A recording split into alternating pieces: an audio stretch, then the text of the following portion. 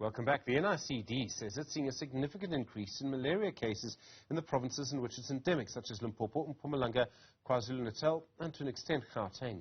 Many of these cases end up being severe malaria because patients are presenting late, or it's not detected until too late in the process. Undiagnosed and untreated malaria can lead to severe illness, and you can die from it. Jaishree Raman is the principal medical scientist and head of the laboratory for anti-malarial resistance monitoring and malaria operational research at the NICD. Dr. Raman, good afternoon to you. Why is the number of cases of malaria that we're detecting, why is that number rising? Well, I mean, we've got two problems. So first of all, we're coming up after the Easter break where we normally see a number of cases, and it's due to increased travel. So people have gone to malaria endemic areas. So that's one. And also we've just had a lot of rain. So there's been a lot of more mosquitoes and that are infected with malaria around in the area. So, and I think what's happened with COVID, with the 3 years of COVID, people have forgotten the signs and symptoms of malaria, just whether you're a person or whether you're a healthcare professional, of diagnosing it. And I think just the combination has just given us a major increase in the number of cases just post-Easter break. There are certain places where malaria-carrying mosquitoes live. They're known as malaria areas. Are those malaria areas growing? Could they be coming closer to our bigger cities?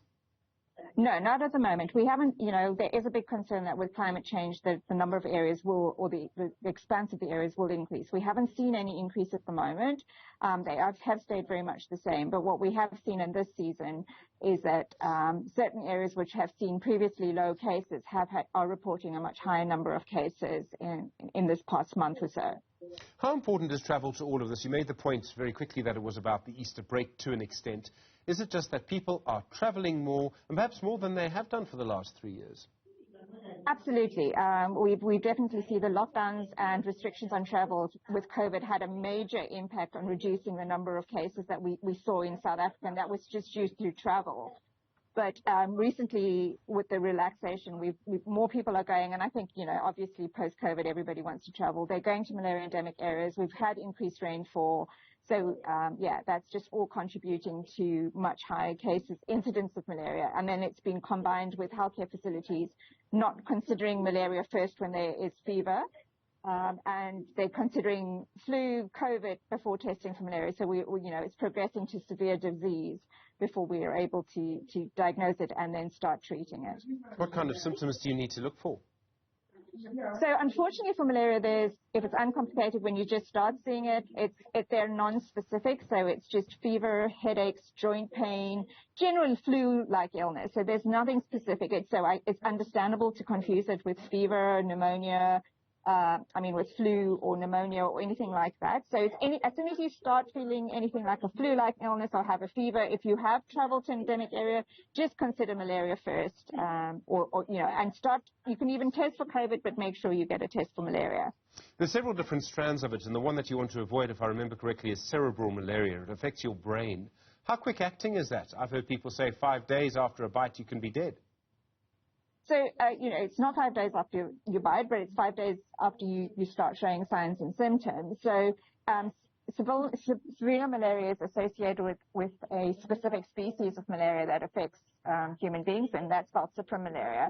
And if that's diagnosed early and treated, you make a full recovery. But if you delay, then it goes to severe malaria, and that's got your increased chances of death. And unfortunately, we've seen over the past 2 weeks a significant increase in the number of severe malaria cases due to falciparum malaria, and that's really related to late diagnosis and treatment. So it's really ensuring that you get early treatment to prevent moving to severe malaria. There are a lot more therapies now to try and prevent people from getting malaria, and there's been really intense research in this, different types of pills for different types of areas. Sometimes that changes from time to time, but also a way of trying to actually stop the malaria parasite in a mosquito. How confident are you that maybe in our lifetime we'll actually see the end of malaria in southern Africa? So, I think there's certain areas that will get very low. To eliminate it in southern Africa completely is going to be a huge challenge, because we've got some countries that have really high burdens. For example, Mozambique is the country that is among the top 5 contributing to malaria globally. So unless they manage to eliminate malaria in Mozambique, there's no way we're going to do it. But we are going to get very close in certain countries, and South Africa being one of them, getting very close to getting very low levels of malaria transmission just due to all the interventions we're putting in place. Dr. Jaishree Raman, thank you. Principal Medical Scientist, Head of the Laboratory for Anti-Malaria Research Monitoring, as well as Malaria Operational Research at the NICD.